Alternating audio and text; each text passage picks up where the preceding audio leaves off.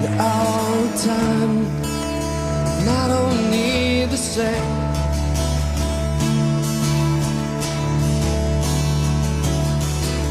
It's lonely where you are, come back down, and I won't tell your name.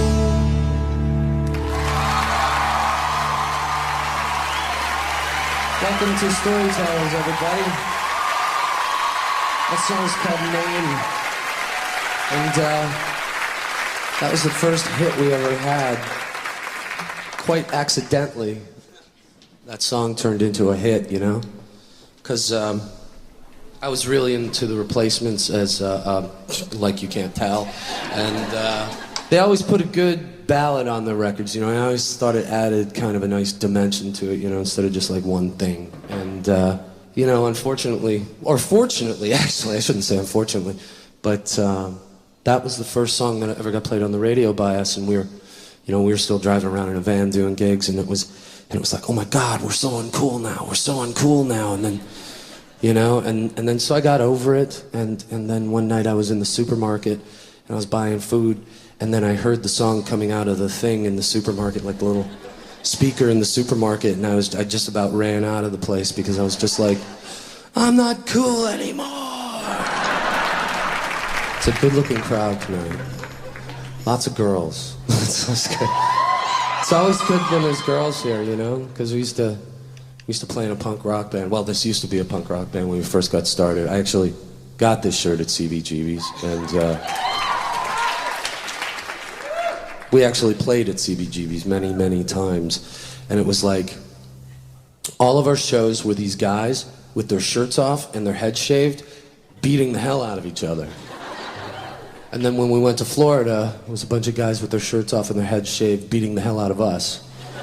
And that wasn't good. That wasn't good. So, you know, you don't have to film this, you know.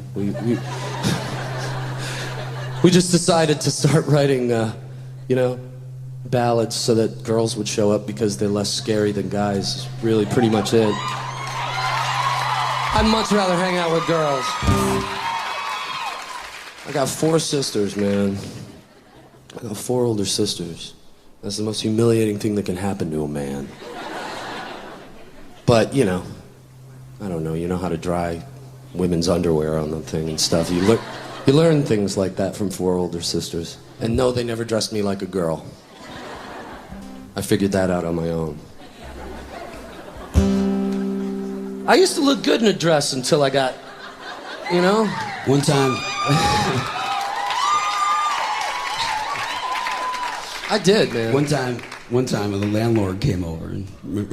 Oh yeah, one day our landlord came over and I was just sort of walking around the house in my girlfriend's dress, and I answered the door and it's the landlord. I was like, oh, hey, what's up, dude?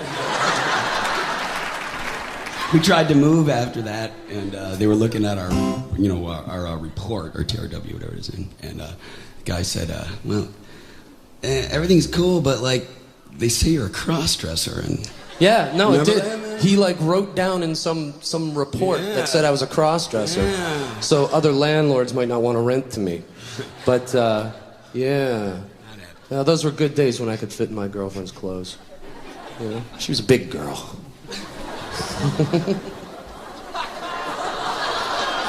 What? What does that mean?